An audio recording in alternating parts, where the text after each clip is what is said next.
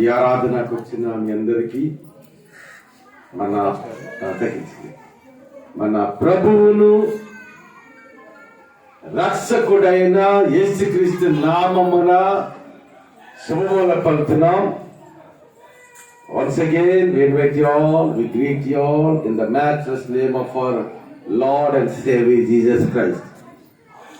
దేవుని యొక్క ప్రణాళికను బట్టి, ఆయన ఉద్దేశం బట్టి, ముఖ్యముగా తన అమూల్యమైన రక్తము చేత మనం విమోచించుకున్నాడు. ఆయన మార్గములో నడవటానికి యేసయ్యే నిజమైన దేవుడు. The God has given such an opportunity to accept the Lord Jesus Christ as our personal Savior. యేసయ్యని సొంత రక్షకునిగా అంగీకరించే భాగ్యాన్ని దేవుడు మనకి ఇచ్చాడు. ఎందుకంటే సామ 144 ఉంటారు, ఇట్టి స్థితి గల వారు ధన్యులు, యెహోవా తమకు దేవుడి గాగల జనులు ధన్యులు. ఎందుకంటే దేవుని సన్నిధి చాలా గొప్పది. The presence of God is eternal, the blessing of God is eternal. మన దైనందిన జీవితంలో అనేకమైన మేలులతో, అనేకమైన ఆశీర్వాదముతో మనం నింపే దేవుడు. ఎందుకంటే దేవుని యొక్క వాగ్దానము, ఆయన నిబంధన శాశ్వతమైనది. The కవరెంట్ of God, the promise of God is eternal.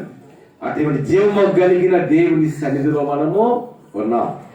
ఎందుకంటే దేవుని సన్నిధిలో మన సమయాలు గడిపినప్పుడు వీక్ డేస్ ఎక్కడెక్కడో మన సమయాన్ని గడుపుతుంటాం. కానీ in weekdays use to spend our valuable time in different places. But when the Sunday has come, when we came to the temple of God, మరి ఆదివారం అంటే దేవుని మందిరానికి వచ్చినప్పుడు దేవుని యొక్క ఆశీర్వాదాలు, ఒక మాట చెప్పాలంటే only the God Jesus Christ will give the eternal comfort, the eternal blessing of God అంటారు. యేసయ్య మాత్రమే మరి మనకి ఆదరణ ఇవ్వగలడు, యేసయ్య మాత్రమే మనకి నెమ్మది ఇవ్వగలడు. ఒక మాట చెప్పాలి, ఎవ్రీ డివైన్ మెట్లిస్ బ్లెస్సింగ్, ఆధ్యాత్మికమైన భౌతిక సంబంధమైన సకలమైన ఆశీర్వాదం, ఎవ్రీ బ్లెస్సింగ్, అయితే డివైన్ బ్లెస్సింగ్ అండ్ మెట్లిస్ బ్లెస్సింగ్, ఆధ్యాత్మికమైన భౌతిక సంబంధమైన సకలమైన ఆశీర్వాదములు, సకలమైన దీవెనలు కూడా దేవుని సన్నిధిలో ఉంది. సో దేవుని వాక్యాలకు వెళ్దాం. Close of the Bible, so turn to the Isaiah chapter 45 verses 22. యెషయా గ్రంథము 45వ అధ్యాయం 22వ వచనం. ఇక్కడ ఏమని రాయబడిందంటే, భూమిగంత నివాసులారా నా వైపు చూచి రక్షణ పొందిరి. So when we particularly meditate the book of Isaiah, the God has anointed him and God has made his life as a prophet of nations. అనే అనేకమైన జనాంగాలకి ఒక ప్రవక్తగా దేవుడు యెషయాని ఏర్పాటు చేసుకున్నాడు. యెషయాకి దేవుని యొక్క దర్శనం ఉంది, యెషయాకి దేవునికి అభిషేకం ఉంది, దేవుని యొక్క జ్ఞానము కలిగిన వాడు, దేవుని యొక్క కృప వరములు కలిగిన వాడు. ఎందుకంటే యెషయా గ్రంథంలో అనేకమైన దేవుని వాగ్దానాలు మనకు కనిపిస్తాయి. In the book of Isaiah we can see so many covenants, so many promises. అనగా దేవునికి అనేకమైన వాగ్దానాలు, నిబంధనలు మనకు కనిపిస్తాయి.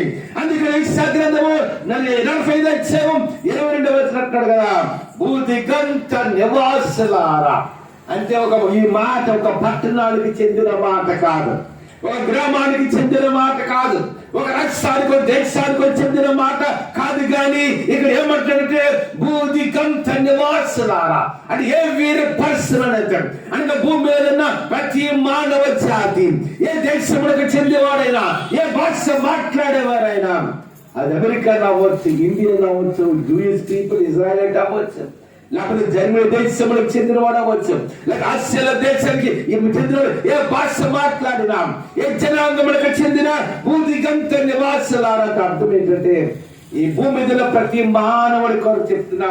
ఏమంటాడంటే నా వైపు చూసి ఏడు పొందాలంట, రక్షణ పొందాలంట.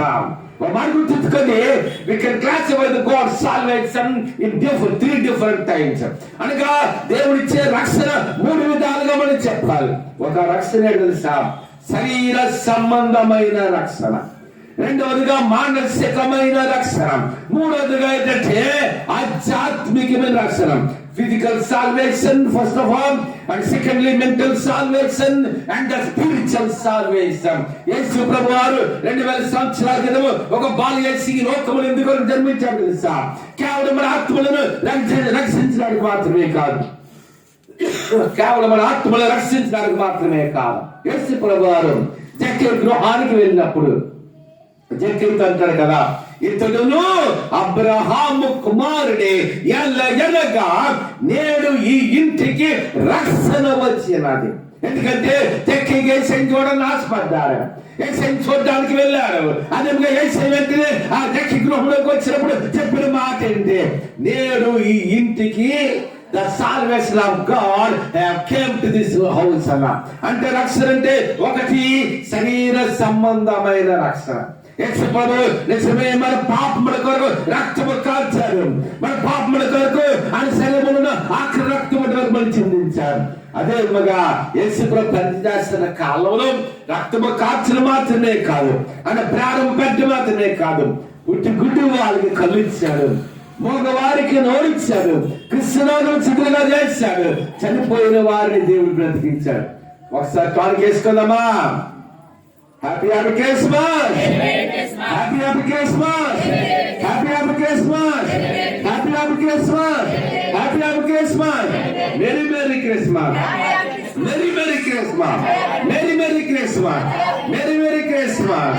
చూడండి సార్, అనగా యేసు ప్రభువారు మొదటిగా చూసినప్పుడు మనకు శరీరానికి ఆరోగ్యం ఇచ్చేవాడు.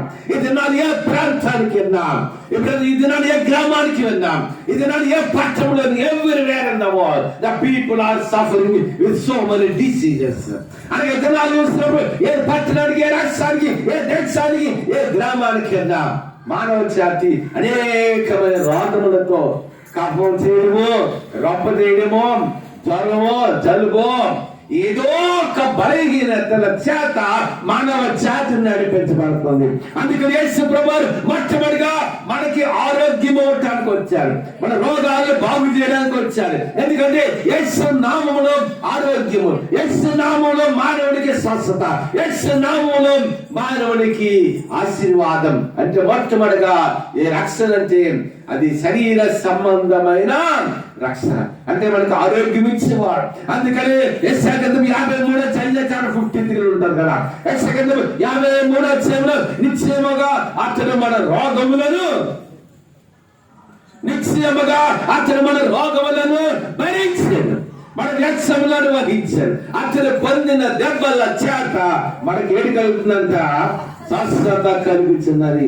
అంటే యేసు ప్రభువారు ఆయన కలువరిశిలో రక్తము కాచడం, ఆయన ప్రాణం పెట్టము కేవలం మన ఆత్మ పాపను క్షమించడం మాత్రమే కాదు, మన రోగాలను బాగు. It's a part of the ministry of Lord Jesus Christ. యేసు ప్రభు పరిచర్యలో ఒక భాగం ఏంటో తెలుసా?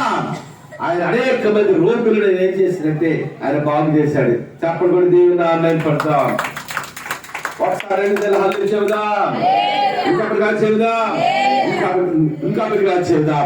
ఇంకా రెండవ రక్షణ ఏంటంటే, ఒకటి శరీర సంబంధమైన రక్షణ, రెండవదిగా మానసికమైన రక్షణ. అంటే God will purify our thoughts, God will purify our images. అనగా దేవుడు మన ఆలోచనలు పరిశుద్ధపరుస్తాడు. ఈ దినాన్ని మనం దేవుని మందిరానికి వచ్చామంటే, ఈ దినాన్ని దేవుని యొక్క వాక్యం మనం వింటున్నామంటే, ఈ దినాన్ని దేవుని యొక్క మనం స్తుతించి ఆయన నామాన్ని గణపరిచి ఆయన నామాన్ని మహిమపరుస్తున్నామంటే, అందుకంటారు కదా సొలొమోను అంటాడు, నువ్వు దేవుని మందిరానికి పోతున్నప్పుడు నీ ప్రవర్తన ఎలా ఉండాలంట? సరిగా ఉంచుకోవాలని సాక్షరండి. అందుకని మొట్టమొదటిగా మనకు శరీర సంబంధమైన రక్షణ, రెండవదిగా మానసికమైన రక్షణ, మూడవ రక్షణ ఏంటంటే ఈ రెండింటికంటే ప్రాముఖ్యమైనది ఆధ్యాత్మికమైన రక్షణ. ఎందుకంటే యేసు ప్రభువారు మన పాపములకు క్షమించి అనిత్య రాజ్యములకు, ఆ పరలోక రాజ్యానికి వారసులుగా చేయడానికి 2000 సంవత్సరాలు ఈ లోకానికి వచ్చాడు. అందుకని ఈ మాట మనం చూస్తున్నప్పుడు యెషయా గ్రంథము 45 అధ్యాయం 22వ వచనం, భూదిగంత నివాసులారా నా వైపు చూచి ఏడు పొందాలంట. ఈ లోకములో ఎక్కడ రక్షణ లేదు. బాగాలేదనుకో డాక్టర్కి వెళ్తారు, మా చేతుల్లో ఏమి లేదండి అంట. It's not in our hands అంటూ అంత అమ్మబోయేసారంటే 25 సంవత్సరాలు అమ్మాయి చేసుకొని అమ్మ అంత డాక్టర్లు చదివినోరు కూడా లాస్ట్ ఏమంటారు తెలుసా, మా చేతుల్లో it's not in our hands. అంతే ఒక మాట అంటారు, ఇంకా దేవుడే చేయాలని అంట. అంటే మానవుడికి అసాధ్యమైనది దేవునికి సమస్తము సాధ్యం. ఒకసారి చెప్పలు కూడా దేవుని నామమున అంటాం. మానవుడిగా మనకైతే అనేక విషయాలు అసాధ్యముగా ఉంటాయి, కానీ దేవుడికి సమస్తము సాధ్యం. The God can do any miracle in our life. ఆయనకి అసాధ్యమైనది లోకములో ఏది కూడా లేదు. ఎందుకంటే అది శక్తి కలిగిన వాడు, మహత్సము కలిగిన వాడు, అది ప్రభావం కలిగిన వాడు. అందుకని మొట్టమొదటిగా చూసినప్పుడు ఒకటి శరీర సంబంధమైన రక్షణ, రెండవదిగా మానసికమైన రక్షణ, మూడవదిగా ఆధ్యాత్మికమైన రక్షణ. తర్వాత మనం చూద్దాం ఒకసారి, దేవుడను నేనే మరి ఏ దేవుడను లేడు. సాక్షరండి కొంతమంది ఆలోచన కూడా ఏసేంటి అమెరికా దేశానికి చెందిన వాడండి, లేకపోతే ఇంకొక దేశానికి చెందిన మతం అని అంటారు. కాదు, ఏసుప్రభు ఎక్కడ అమెరికా దేశంలో నార్త్ ఇండియాలో పుట్టలేదు. ఆయన ఎక్కడ పుట్టాడు తెలుసా? Jesus was born 2000 years ago in the country of the country of Israel in Asian continent. And ఏసుప్రభు ఎక్కడో north America, south America, Europe లో పుట్టలేదు. ఏసుప్రభు మన ఆసియా ఖండములోనే పుట్టారు. ఆసియా ఖండంలోనే ఏసై పుట్టారు. ఆసియా ఖండంలోనే ఇస్రాయేల్ దేశంలో ఆయన జన్మించాడు 2000 సంవత్సరాల క్రితం. అందుకంటే కదా నేను తప్ప వేరొక దేవుడు లేడు. సాక్షుడేనా? నా ఎదుట ప్రతి మోకాలు వంగునని, నా ఎదుట ప్రతి వాని మోకాలు వంగరంట. అదేనా?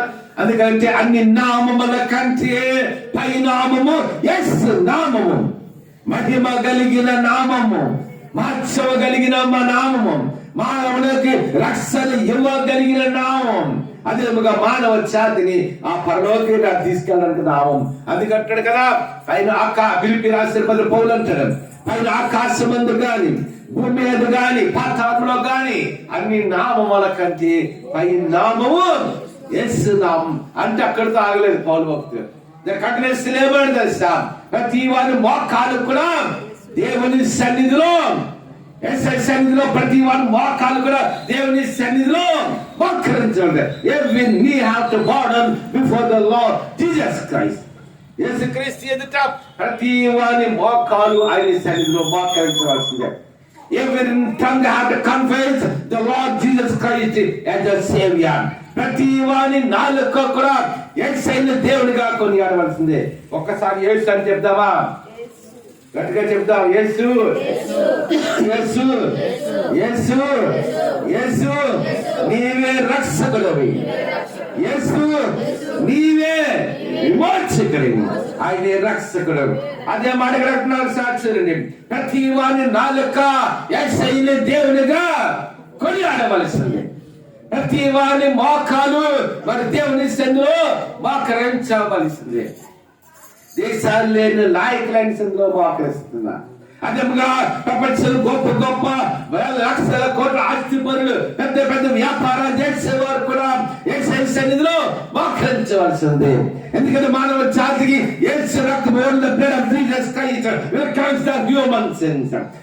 నమ్ముకోని యేసయ్య రక్తం మాత్రమే మనల్ని పరిశుద్ధులుగా చేయగలరు. యేసయ్య మాత్రమే మనల్ని పరలోక రాజ్యానికి తీసుకెళ్ళగలిగిన ఒకే ఒక దేవుడు.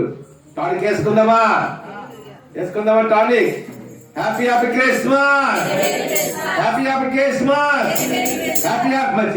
చేతులు మర్చిపోయి ఇంట్లో చేతుల్లో సరి కుడి చేసి చెప్పండి, happy happy Christmas, happy happy Christmas, happy happy Christmas, happy happy Christmas, merry merry Christmas, merry merry Christmas, merry merry Christmas, merry merry Christmas. రాజులకి పరమ తండ్రికి యేసయ్యకి అందుకంటున్నాడు కదా, నా ఎదుట ప్రతి మోకాలు, ప్రతి దేశములకు చెందిన వారి యొక్క మోకాలు, ఈ భూమి మీద ఉన్న ప్రతి గ్రామాలకు చెందిన వారు మోకాలు. ఒక్క మాట తెలుసా, ఈ ప్రపంచంలో ఒక 60-70 సంవత్సరాల గతంకి వెళ్తే మన భారతదేశం కూడా గ్రామాలకు వెళ్తే చేసి ఎవరు అనేవారు. ఇప్పుడు అలా కాదు.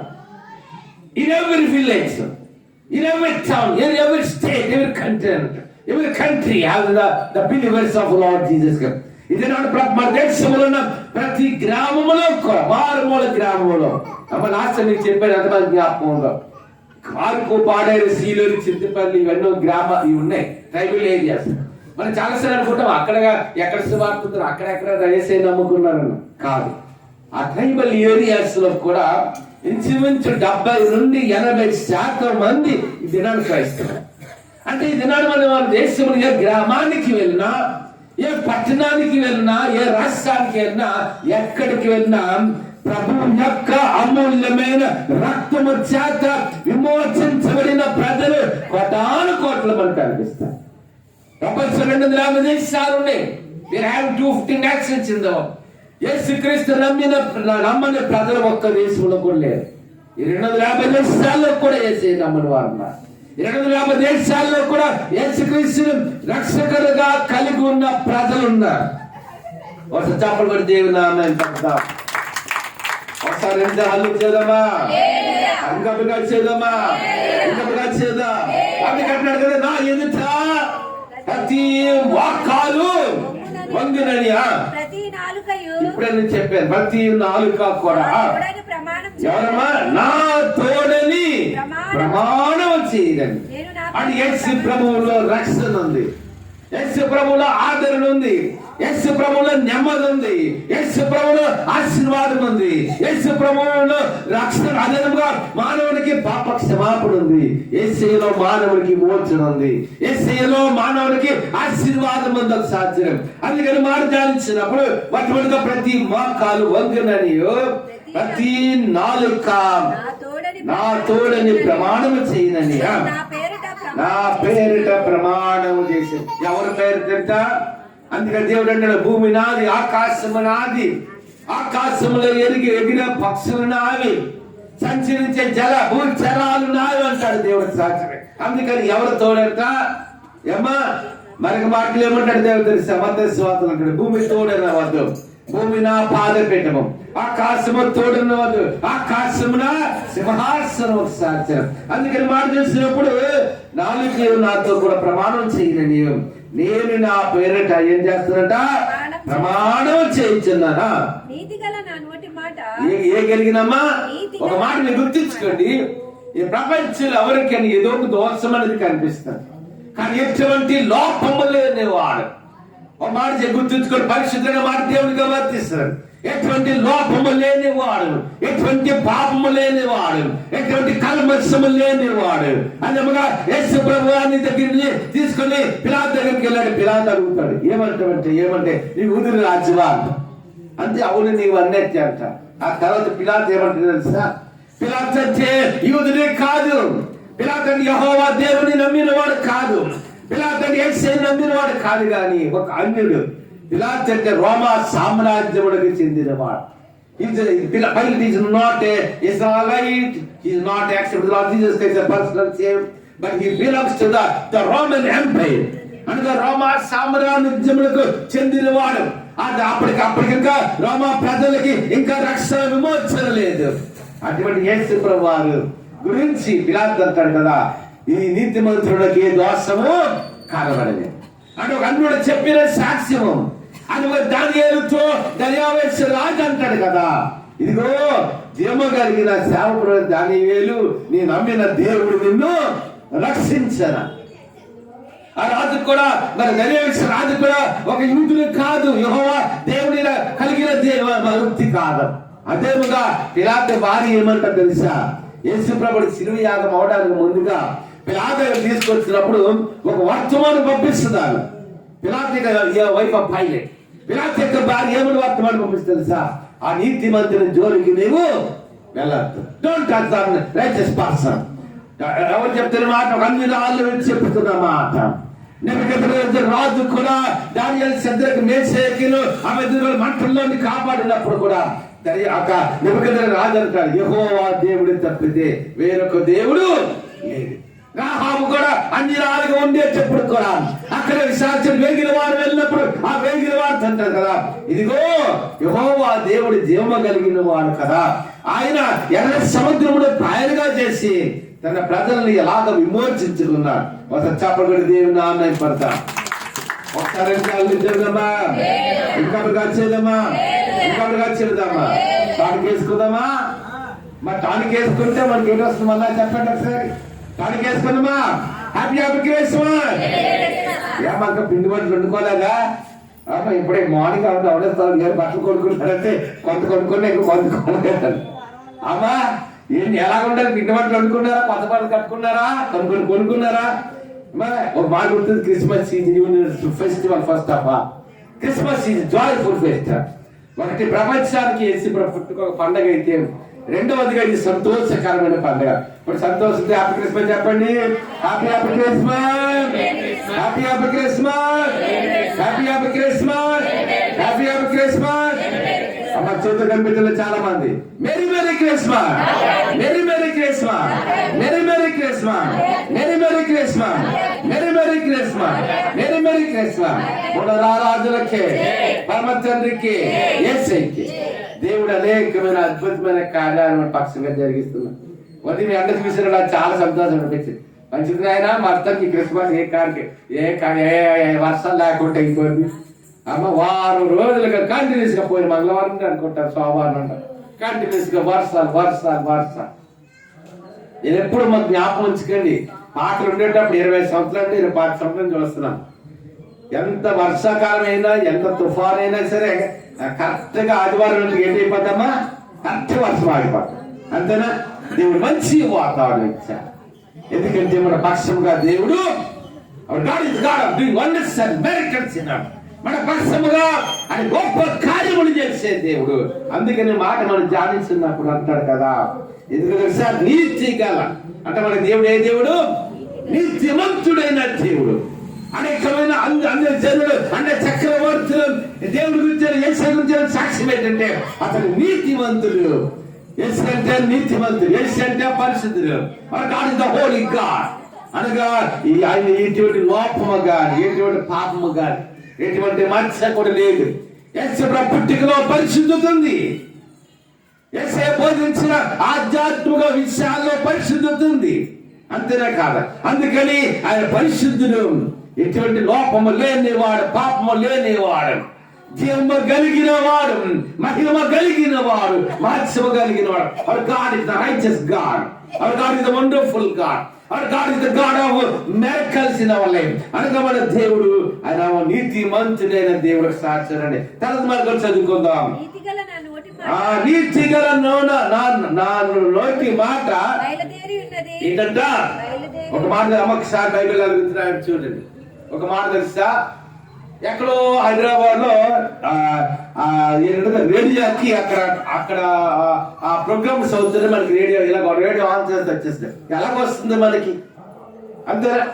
లేకపోతే మనం డిష్ పెట్టుకున్నాం అనుకో టీవీ వచ్చేస్తుంటది. ఎలాగొస్తుంది? ఒక మాట తెలుసా? మనం పలికిన ప్రతి మాట కూడా ఎక్కడుంటుంది తెలుసా? విశ్వాసం ఈ అట్మాస్ఫియర్ ఉంటారు. నేను చెప్పింది అర్థమైందా? ఈ అట్మాస్ఫియర్ లో వాతావరణంలో మనం పలికిన ప్రతి మాట కూడా ఉంటారు. అర్థమవుతుంది చెప్పింది. అందుకనే వెంటనే ఒకసారి చూడండి, మనం ఇలా డిష్ పెట్టుకుంటే మనకి టీవీ వచ్చేస్తుంటది. మన రేడియో ఆన్ చేసుకుంటే వెంటనే రేడియో వచ్చేస్తుంటది. దానికి కారణం ఏంటంటే మన మాటలు ఎక్కడ ఉన్నాయి. అదే విధంగా దేవుని నోటి నుండి ఒక్క మాట వచ్చింది అనుకోండి, అదే యెషయా గ్రంథంలో వేరే అధ్యాయం ఉంటుంది. ఆయన నోటి నుండి ఒక మాట వస్తుందంటే దాని కార్యం జరగకుండా మాట వెంటనే తిరగదంట. ఒకసారి హ్యాపీ క్రిస్మస్ చెప్తామా? Happy happy Christmas, happy happy Christmas, happy happy Christmas, happy happy Christmas, merry merry Christmas, merry merry Christmas, merry merry Christmas, merry merry Christmas. అది కట్టడానికి సాక్షులండి. నీతి గల నోట ఏంటంట? బయలుదేరి ఇచ్చున్నా అంటే ఒక మాట ఒక మాట దాన్ని ఏమంటారంటే సైంటిఫిక్ గా శబ్ద వేగం అంటారు. శబ్దానికంటే కూడా వేగం అనేది కాంతి. అర్థం చెప్పి చదువుకున్నా తెలుసు. అంటే శబ్ద వేగం కంటే కాంతి వేగం ఇంకా ఫాస్ట్ అంటారు. అదంగా దేవుడు యేసయ్య నోటి నుండి దేవుడి నోటి ఒక మాట వచ్చిందంట. And when the word came from the mouth of Jesus Christ, యేసయ్య నోటి నుండి ఒక మాట వస్తే ఆ మాట తన కార్యములు జరిగించుకుంటే వెనకకి తిరిగి రాదంట. అది అంటాడు శాస్త్రుడండి. నీతిగల నోట మాట బయలుదేరుచున్నది. ఏంటవుదంట? భూమి ఆకాశములు గతించపోవచ్చు కానీ ఆయన మాటల్లో ఒక సొన్నైనా పుల్లైనా. ఒకసారి చూడండి, మ్యాచ్ చెప్పండి, ఆకాశంలో మ్యాచ్ మత్తయి సువార్తలో ఒక మాట ఉంటది. ఒకసారి చూడండి, భూమి ఆకాశములు గతించిపోవచ్చు గాని నా నోటి నుండి ఒకసారి చూడండి, నా నోటి నుండి ఒక్క మాట వస్తే ఆ మాట వెనుకగా ఒకసారి చూడండి. భూమి ఆకాశములు గతించిపోవచ్చు గాని ఆయన మాటల్లో ఒక సొన్నైనా పొల్లైనా మరి తప్పిపోదని దేనికి వాక్యంలో రాయినట్లుగా చూస్తున్నాం. ఒకసారి చూడండి, చూడండి ఒకసారి మత్తయి సువార్త 5వ అధ్యాయం చాప్టర్ 5 verses 17.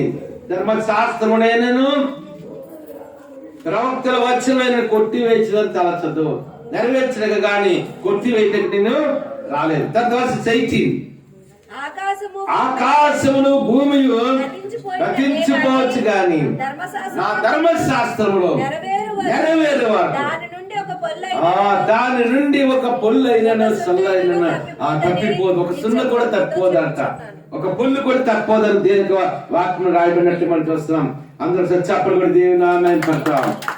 ఒకసారి చెబుదాం, ఇంకొకటి చెబుదాం, ఇంకొకటి చెబుదాం. అంటే భూమి నశించిపోవచ్చంట, ఆకాశము నశించిపోవచ్చంట, సూర్యచంద్రులు నశించిపోవచ్చు కానీ దేవుని మాటలో ఒక సున్న గాని ఒక పొల్లి గాని తప్పిపోదని దేవుని వాక్యములు రాయబడి చూస్తాం. అదే మాట యెషయా గ్రంథము 45 కనిపిస్తుంది. 23వ వచనంలో నీతి గల నా మాట నా నోటి మాట బయలుదేరి ఉన్నది, అది వ్యర్థము కానేరదట. అంటే దేవుని నోటి నుండి ఒక్క మాట వస్తే మీరు మత్తయి సువార్త 4 లూకా 4 సువార్తలు చూడండి, మార్క్ లూక్ అండ్ జాన్ 4 సువార్తలు చూసినట్లయితే యేసు ప్రభు నోటి నుండి పక్కన 30 సంవత్సరాల అధికారి రోడ్డు దగ్గరకు వచ్చి ఇదిగో పరిపెత్తుకుని నడమని చెప్పాడు. వెంటనే పరిపెత్తుకుని నడిచాడు. లాజరు సమాధి దగ్గరికి వచ్చి లాజరు బయటికి రానేటప్పటికి లాజరు ప్రేతావస్థలు కలిగిన వాడు బయటకు వచ్చాడు. అదే విధేరాలు కుమారుడు కూడా చూసినప్పుడు ఆయన చనిపోయి భయపడుతున్నప్పుడు కూడా యేసు ప్రభు అన్నాడు కదా, వెంటనే నన్ను నడవమని చెప్పినప్పుడు నడిచినట్టుగా మనం చూస్తాం. రక్తస్రావం గారి స్త్రీతో కూడా యేసు ఏమంటుంటే ఇదిగో నీ విశ్వాసం నేను స్వస్థపరిచింది, వెంటనే ఆమెకి స్వస్థత వచ్చినట్టు చూస్తున్నాం. అంటే దేవుని నోటి నుండి ఒక్క మాట వస్తే మాట వ్యర్థము అనే ఆ మాట ఖచ్చితంగా నెరవేరే వరకు దేవుని మాట తప్పిపోదని సాధ్యుడండి. అదే మాట కట్టినాడు సాధ్యుడు. నీతి గల నోటి మాట బయలుదేరి ఉన్నది, అది వ్యర్థము కానీ. తర్వాత యెహోవా యందే ఏంటందంట, ఇది నా యేసయ్యను నమ్ముకున్నాం. మనమే కాదు ప్రపంచంలో 350 కోట్ల మంది యేసయ్యను నమ్ముకున్నారు.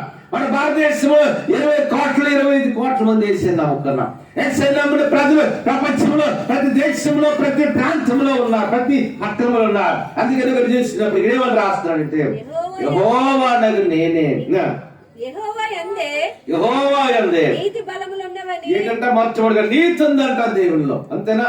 ఇతను ఎందుకు మరి యేసయ్యని కోట్ల మంది 100 కోట్ల నమ్మారంటే యేసయ్య నీతి మంత్రి అని దేవుడు కాబట్టి. ఎందుకంటే ఆ ఇల్లు అవుతుంది నీతి ఉందంట మొట్టమొదటిగా. రెండవది బలం ఉందంట. ఎవరికి బలం కాలు చేయి చూపించండి, ఎవరి బలం కాలు చేయి చూపించండి. దేవుడి తన బలముతో మిమ్మల్ని నింపును గాక, దేవుడి తన ఆరోగ్యముతో నింపును గాక, దేవుడి తన శక్తితో నింపును గాక, దేవుడి తన మత్స్యముతో నింపును గాక, దేవుడు మిమ్మల్ని బలపరచును గాక, దేవుడి తన శక్తితో మిమ్మల్ని నింపును గాక. చెప్పకుండా దేవుని నామం పడదాం. అందుకని వాక్యం ధ్యానించినప్పుడు యెహోవా యందే, అందుకే దేని వాక్యంలో మాట ఉంటుంది, యెహోవా కొరకు ఎదురు చూచి వారు ఏడు పొందుతారు నోటను. అంటే వెళ్ళి wait upon the God. అంటే దేవుని సన్నిధిలో ఏం చేయాలి? ఎదురు చూడాలి. అంతే. ఉదయం లేచాడు దేవుని సన్నిధిలో ఎదురు చూడాలి. ఆదివారం మందిరానికి వచ్చి దేవుని మన ఎదురు చూడాలి. అందుకని యెహోవా కొరకు ఎదురు చూచేవారు ఏ బలం అంట? నూతన బలం పొందుతారంట. మరొక మాటలు ఏమంటారు ఒకసారి ప్రతి రాజు యవ్వనం అవ్వాలి, నీ యవ్వనము కష్టంట. అదేవిధంగా మరొక మాటలు ఇచ్చినప్పుడు నీతి మంతులు ఖర్జూర వృక్షం వలె మొవ్వి వేయిది అంటాడు శాస్త్రం. అంత గొప్ప దేవుడు మన యేసు ప్రభువా. అందుకంటున్నాడు శాస్త్రం యెహోవా యందే. యేసయ్యలో ఏంటంటే బలం ఉంది, యేసయ్యలో శక్తి ఉంది, యేసు నామములో మానవుడికి ఆరోగ్యం ఉంది, యేసు నామములో మానవుడికి స్వస్థత విమోచన విడుదల ఉంది. అందుకని అక్కడ యెహోవా యందే నువ్వు అంతగా నీతి ఉంది అంట. రెండవదిగా బలం ఉన్నదని జనులు నన్ను గూర్చి చెప్పు జనులు నన్ను గురించి చెప్పుకుందరు. ఆయన యొద్దకే మనుషులు ఆయన యొద్దకి ఎవరంట? యేసు యొద్దకి. ఎందుకంటే యేసు రెండు చేతులు చాపి మానవ జాతిని ఆహ్వానిస్తున్నాడు. ఏమంటాడు తెలుసా? ఇదిగో ప్రయాసపడి పాప భారం మోసుకొచ్చున్న సమస్తమైన జనులారా నా యొద్దకి రండి. ఏటిస్తానంటాడు చెప్పండి? నేను విశ్రాంతి ఇస్తాను. అంటే లోకంలో మనకి విశ్రాంతి లేదు. ఈ లోకంలో మనకి విశ్రాంతి ఎక్కడ విశ్రాంతి ఉంది? దేవుని సన్నిధిలో విశ్రాంతి ఉంది. సన్నిధిలో మనకి విశ్రాంతి ఉంది. అందుకే జనరల్గా మెమరీ మీటింగ్ లో ఒక మాట ధ్యానించుకుంటాం. ప్రాక్టికల్ 14 వచ్చినాం. వారు ఏమని తెలుసా? ఇప్పటి నుండి ప్రభుడు మృతులు ధన్యులను రాయమని పరలోకం నుండి ఒక స్వర్మ చెప్పగా వింటుంది. నిజమే, వారు తమ ప్రయాసమాన్ని ఏడు పొందుతున్నారు, విశ్రాంతి పొందుతున్నారు. అంటే యేసు మనకి ఏటిస్తారంటే విశ్రాంతి ఇస్తాడు. యేసు మనకి ఆదరణ ఇస్తాడు. కాబట్టి ఆయన విశ్రాంతినిచ్చే దేవుడు. అదే మాట సాక్షి యెహోవా యందే నీతి బలం ఉన్నదని జనులు నన్ను గురించి చెప్పుదురు. ఆయన యొద్దకే మనుషులు వచ్చుదురు. ఆయన మీద కోపపడిన వారందరూ సిగ్గుపడుదురు. ఏంటంట? ఆయన మీద ఒక్క మాట గుర్తుంచుకోండి. యేసు ఎప్పుడు మనం విమర్శించుకోండి. విశ్వనాడు తెలిసేది జీసస్ క్రైస్ట్. యేసు ఎప్పుడు కూడా మనం ఎప్పుడు విమర్శించుకోండి. యేసు ఎందుకంటే యేసుని నమ్మిన జనులు ధన్యులుగా లోకంలో అన్నారు. ఒక మాటలు గుర్తించుకొని అందుకని ఒకసారి చూడండి, ఆయన మీద ఆయన యొద్దకే మనుషులు వస్తారంట. ఎందుకు మనుషులు వస్తారంటే ఆయనలో ఆరోగ్యం ఉంది కాబట్టి, ఆయనలో స్వస్థత ఉంది కాబట్టి, యేసులో ఆదరణ నెమ్మది ఉంది కాబట్టి, ఆయనలో రక్షణ విమోచన కూడా ఉంది కాబట్టి జనులంట మనుషులంట ఆయన ఎందుకు వస్తారంట. తర్వాత మాటలో ఆయన మీద కోపపడిన వారు అందరూ ఏంటవుతారంట అంటే దేవుడు ఎప్పుడు కూడా మనం తలెత్తుకునేటట్టు చేస్తాడు. అన్ని జనులు ఎదుట మనం లాగించుతామో తలెత్తుకునేటట్టు చేస్తాడు దేవుడు. అన్ని జనులు ఎదుట తన నామానికి ఏం తెచ్చుకుంటాడు? మహిమ తెచ్చుకుంటాడు. ఆయన నామానికి ఘనత తెచ్చుకుంటాడు. కాబట్టి ఎప్పుడు మనం తలెత్తుకున్నట్టు చేస్తాడు, కానీ తల దించుకున్నట్టు ఎప్పుడు చేయడు. ఒకసారి చప్పుడు కూడా దేవుని నామాన్ని పడతాం. ఒకసారి చేదా ఇంకప్పుడు కాల్చేదా ఇంకప్పుడు కాల్చేదా ఇంకప్పుడు కాల్చేదా అందుకని సాధ్యదండి. ఎన్ని ప్రాముఖ్యమైన మాటలు మనకు కనిపిస్తున్నాయి. యేసాయ గ్రంథము 45 వచ్చిన ఒకసారి ఆఖరిగా మాట చూడండి ఒకసారి. 25 25 వచ్చిన యెహోవా in the name of God, in the name of Jehovah, in the name of Lord Jesus Christ. యేసుక్రీస్తు నందు యెహోవా అంటే పాత్రమని యెహోవా అంటాం. నూతన మందికి వచ్చిన యేసుక్రీస్తు యెహోవా యందే ఇశ్రాయేలు సంతతి వారందరూ నీతిమంతులుగా ఎంచబడిన వారే. ఇప్పుడు చెప్పండి, మన పరిశుద్ధి బట్టి మనం రక్షణ పొందామా? మన మంచి పనులు బట్టి మనం రక్షణ పొందామా? మనం చేసే దాన ధర్మాలు బట్టి రక్షణ పొందుతున్నావా? మనం చేసే యజ్ఞ ఆగాదులు బట్టి రక్షణ పొందుతున్నావా? అందుకని వాక్యం ఇక్కడ ఏమని రాయబడింది ఒకసారి చూడండి. యెహోవా యందే అంటే యేసు నామములు మానవునికి ఏంటుంది? అందుకే ప్రభావం చెప్పారు యోహాను సువార్తలో, I'm the way, I'm the truth and I'm the life. నేనే మార్గము, నేనే సత్యము, నేనే జీవము, నా ద్వారా తప్ప ఎవరిని తండ్రి వద్దకు చేరడన్నాడు. అదే మాట కూడా అంటే మనం మంచి పనులు కాదు, మనం చేసే దాన ధర్మాలు ఒక దినాన కొంత సేవకులను కలిపి ఒక దగ్గర మాట్లాడుకుంటున్నాం. లాస్ట్ చెప్పిన మాట జ్ఞాపకం కొంత సేవకులు కలిపి మాట్లాడుకుంటున్నాం. అందులో ఒక మాట వచ్చింది. ఏంటంటే పౌలు అంటాడు కదా 2 కొరింథీయులు రాసిన 12 అధ్యాయంలో అది ఏమని రాస్తాడంటే నేను 3వ ఆకాశానికి ఎక్కిపోతుంది అంటాడు. అంటే 3వ ఆకాశానికి వెళ్ళినప్పుడు 3వ ఆకాశం అంటే పరలోకం ఉంది, పరదేశం ఉంది. అక్కడే దేవుడు యేసు అన్నాడు. నేను 3వ ఆకాశానికి ఎక్కిపోతుంది వర్తింపక సత్యము కానీ మాటలు వింటుంది అంటాడు. ఎవరు? పౌలు రాస్తారు. ఒకసారి అంట 1972 అంటే పెద్దవాళ్ళు చెప్తుంటారు, దండికరణ్ గారు మన విశాఖపట్నంకి వచ్చారంట పెద్ద మీటింగ్. మార్నింగ్ అంతా మరి దింట్లో నుంచి పాస్టర్స్ కాన్ఫరెన్స్ అయిందంట. సాయంకాలం సిబిఎం కాంపౌండ్ పోలీస్ దగ్గరలో రివైల్ మీటింగ్స్ అయితే ఆ రోజుల్లోనే ఇంచుమించు 10-15 మంది వెళ్ళారంట. అయితే ఒకసారి దినకరణ్ గారితో వ్యక్తిగతంగా ఈ సేవకులను మాట్లాడుతూ ప్రశ్న వేశారంట. ఏమని ప్రశ్న వేశారు తెలుసా? మీరు ఎప్పుడైనా 3వ ఆకాశానికి వెళ్ళారంటే దినకరణ్ దేవుడు నన్ను తీసుకెళ్ళాడు అన్నాడు. అదే భారతదేశంలో గొప్ప దేవుడు కూడా మా దేవదాసయ్య గారు కూడా అంతే. ఆయనంట ఒకసారి ఒక వ్యక్తి ఆయన చూడడానికి వెళ్తున్నాడంట. వెళ్ళేటప్పటికి ట్రైన్ ఎక్కేటప్పటికి ఆయన పక్కన ఒకరు కూర్చున్నారంట. ఆయన చూసి ఎవరో మన అలా ప్రయాణం చేస్తున్నాడు అనుకున్నాను. తర్వాత రైల్వే స్టేషన్కి వెళ్ళేటప్పటికి అక్కడ కూడా మళ్ళా అదే వ్యక్తి కనిపించాడు. ట్రైన్ దిగినట్టున్నాడు అనుకోవాలంట. ఆ తర్వాత దేవదాసయ్య గారి వంటను వీధికి వెళ్ళాడంట. అక్కడ కూడా ఒక మనిషి కనిపించాడంట. ఆయన కూడా ఎక్కడో చూసినట్టుంది అనుకోనంట. ఈలో దేవదాసయ్య గారిని చూడటానికి ఆయన గదిలోకి వెళ్ళాడంట. వెంటనే దేవదాస్ గారు చూసినట్టు చాలా ఆశ్చర్యం అనిపించిందంట. ఎందుకంటే ఆయన ట్రైన్లో పక్కన కూర్చుంది ఆయనే, అదేమగా ఆ తర్వాత ట్రైన్ ఇంట్లో పడి దిగింది ఆయనే, అదేమగా ఆ వీధిలో ముందు కనిపించింది ఆయనే. దేవదాసయ్య గారు అక్కడ ప్రార్థనలు ఉన్నారంట. అంటే దాని అర్థం ఏంటి? దాన్ని ఏమంటే ఆత్మ సంచార వరం అంట. ఆత్మ సంచార వరం. అదే పౌలు అంటాడు. దానికన్నా అక్కడ 3వ ఆకాశానికి వెళ్ళారని చెప్పారంట అర్థనాలు. కాబట్టి ఒకసారి చూడండి, ఇక్కడ మాట మనం ధ్యానించినప్పుడు ఒకసారి చూడండి, అంటే ఒకసారి చూడండి, మరి ఇది ఏమంటే ఆత్మ సంచార వరం అంట. అదేవిధంగా ఆ దినాలు చూసినప్పుడు దేవుడు బలమైన కార్యాలు చేస్తాడు. చప్పట్లు కూడా దేవుని నామం పడదాం. హల్లెలూయా, హల్లెలూయా, హల్లెలూయా. అందుకని ఒకసారి చూడండి, మరి దేవుడు యేసు రక్షణ ఇచ్చేవా యెహోవా యందే ఇశ్రాయేలు అంటే మన మంచితనం కాదు. అది కొంత దేవుడి శాఖలో మాట్లాడుకుంటున్నాం. మరి అంటే 3వ ఆకాశానికి వెళ్ళినప్పుడు ఏంటి? ఎందుకంటే మధ్యాకాశం మొదటాకాశం దాటుతున్నప్పుడు సూర్య నక్షత్రాలు దాటుతున్నప్పుడు వెంటనే ఏంటంటే ఇది మొదటాకాశం 2వ ఆకాశం ఉంటుంది. ఆ 2వ ఆకాశంలో దురాత్మల సమూహాలు ఉంటాయి. అది దాచి మంది వెళ్ళలేవు మాట. దేవునికి ప్రాణం ఒక దౌర్జన్యం అన్నాడు కదా, అలా కాదు.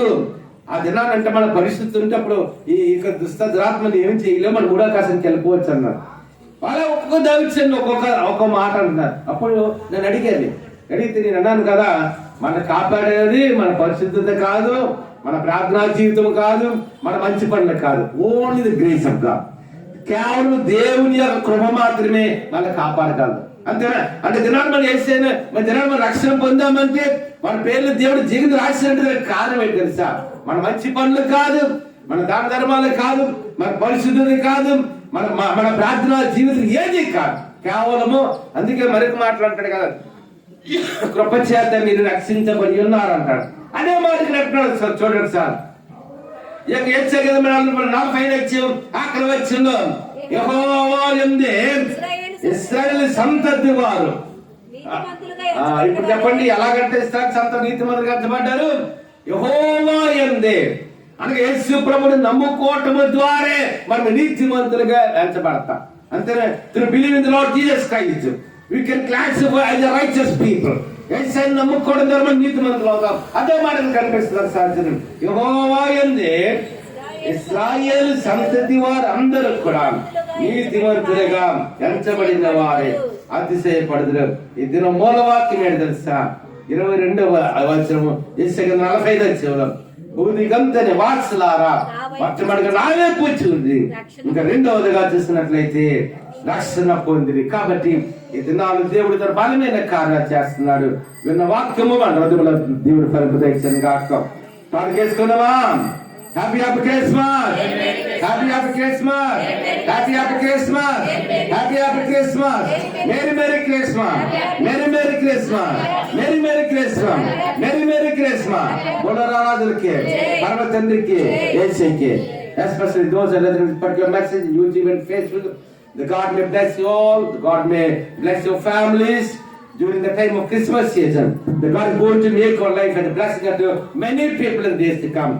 And also in the name of the Father, Son, and Holy Ghost, we are giving our heartful blessings and I greet you all in the name of the Lord Jesus Christ. The God may bless you, eternal blessing during the time of Christmas season. God bless you.